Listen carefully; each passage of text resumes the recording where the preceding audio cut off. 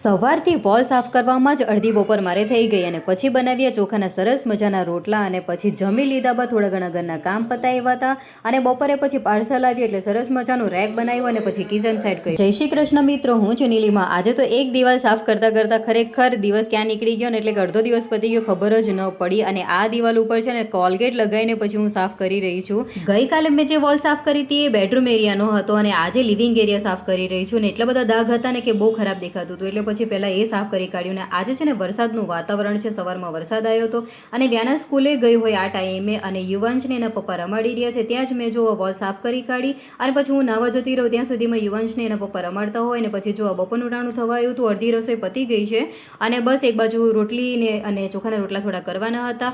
એક બાજુ કામ કરતા જઈને ઘરનું ત્યાં જ પછી એક સાઈડે રસોઈ પણ થતી જ જાય છે એટલે રાઈસ થઈ ગયા છે, શાક પણ થઈ ગયું છે, બસ રોટલા અને એટલે કે ચોખાના રોટલા અને રોટલી બનાવવાની બાકી હતી. પણ કપિલે કીધું કે થોડું ઘણું કામ છે ને એ પતાવી દઈએ પહેલાં, એટલે થોડું રાશન ડબ્બામાં ભરવાનું અને ઉપર ગોઠવવાનું હતું. ત્યારે કપિલે કીધું કે લાવ હું પણ તને મદદ કરાવું એટલે એમને પણ ડબ્બા ઉપર ગોઠવી દીધા. અને ખરેખર ઘરના કામ તો રોજના થોડા થોડા નીકળતા જ રહે અને એકલું કામ કરવાની જગ્યાએ કપિલે મને ઘણી બધી મદદ કરાવી. કામ પતી ગયા બાદ જુઓ સીધી રસોઈમાં આવી અને પછી ચોખાના રોટલા કરવાનું ચાલુ કર્યું.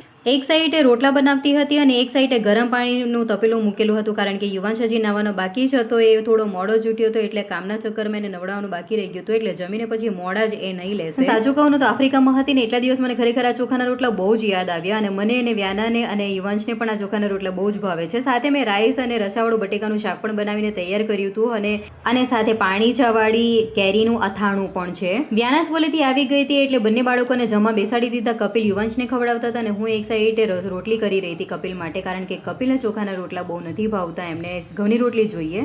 અમે બધાએ જમી લીધા બાદ બપોરનું ટાણું હતું અને લગભગ કિચન સાફ થઈ ગયું અને વાસણો જ બાકી હતા એટલે એ પણ પતી ગયા. અને પછી બપોરે છે ને પાર્સલ આવી ગયું હતું મારે એટલે ફ્રી પડ્યા બાદ પછી હું આ પાર્સલ ઓપન કરવા માટે બેસી ગઈ અને અંદર કિચન માટે મંગાવેલા રેક હતા. ઘણા સમયથી છે ને કિચનની વસ્તુ પણ મારે એમને એમ હતી અને કહીએ ને કે રેન્ટના ઘરમાં શરૂઆતમાં બધી વસ્તુ એકદમ ગોઠવાયેલી હોતી જ નથી, આપણે ધીમે ધીમે જ બધી વસ્તુને સેટ કરવી પડે છે. એટલે હું ધીમે ધીમે ઘર ઓર્ગેનાઇઝ કરી રહી છું જેથી દરેક વસ્તુ સમયસર અને સરળતાથી મળી જાય. પછી બધા રેક જોડ્યા, કિચનમાં ગોઠવ્યા, વધારાના વાસણો, કઢાઈ અને નાના મોટા ડબ્બા સરસ રીતે ગોઠવી દીધા અને હવે કિચન ઘણું વધારે ગોઠવાયેલું અને ક્લીન લાગી. અને અમુક રેન્ટવાળા ઘરમાં છે ને કબર્ડ્સ કે વસ્તુ બનેલી જ ન હોય છે ત્યારે આપણે થોડી ઘણી આવી રીતે ઓર્ગેનાઇઝ કરવી પડે છે. સાંજ પડવા આવી એટલે વ્યાના હોમવર્ક કરવા બેઠી ને કપિલ એમને હોમવર્ક કરાવી રહ્યા છે. યુવાંશ સૂતો છે ને હું ચા બનાવી રહી છું. ચા પીધા બાદ કપિલને ઓફિસનું કામ હતું એટલે ઓફિસનું કામ કરવા બેઠા અને યુવાન છૂટી ગયો એટલે હું એને લઈને ખોડામાં બેઠી કારણ કે યુવાન છૂટી ગયા પછી મમ્મી જ જોઈએ. તો બસ અમારે આવો દિવસ મિત્રો ગયો. બ્લોગ ગમે તો લાઈક કરજો અને ચેનલને કરી દેજો સબસ્ક્રાઈબ. આવજો.